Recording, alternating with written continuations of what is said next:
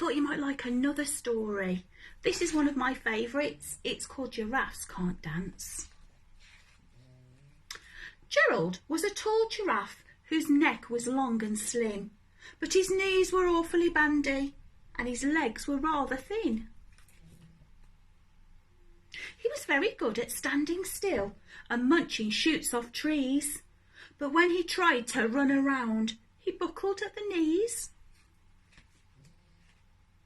Now every year in Africa they hold a jungle dance where every single animal turns up to skip and prance. And this year when the day arrived, poor Gerald felt so sad because when he came to dancing, he was really, really bad. A little bit like Mr. Hodson. The warthogs started waltzing. The rhinos rock and rolled.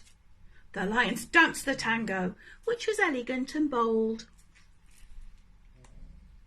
The chimps did a very Latin cha-cha-cha with a very Latin feel, and 8 baboons teamed up for a splendid Scottish reel.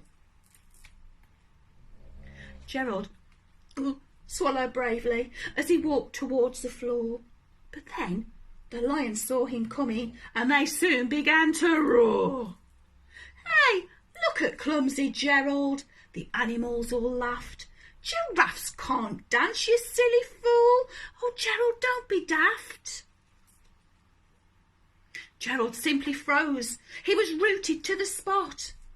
"They're right," he thought. "I'm useless. Oh, I feel such a clot." So he crept from the dance floor and he started walking home. He'd never felt so sad and alone before. Then he found a little clearing and he looked up to the sky. "The moon can be so beautiful," he whispered with a sigh. Excuse me," coughed a cricket who'd seen Gerald earlier on, "but sometimes when you're different, you just need a different song." Listen to the swaying trees and listen to the trees. To me, the sweetest music is those branches in the breeze. So imagine that the lovely moon is playing just for you.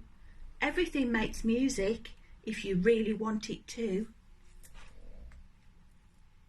With that, the cricket smiled and he picked up his violin.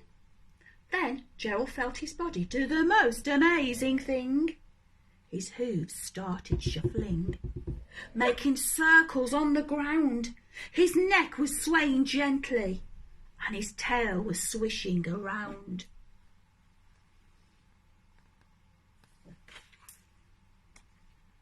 He threw his arms out sideways and he swung them everywhere. Then he did a backward somersault and leapt into the air.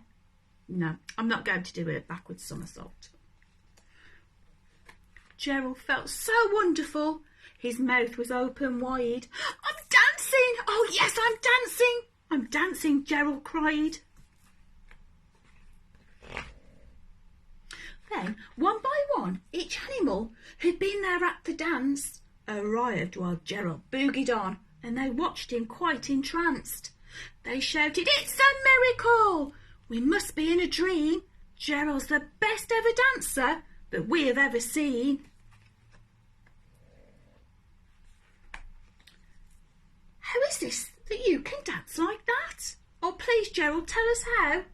But Gerald simply twizzled around and finished with a bow.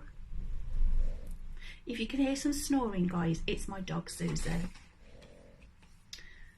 Then he raised his head and looked up at the moon and stars above. "We can all dance," he said, "when we find the music that we love." Bye, guys.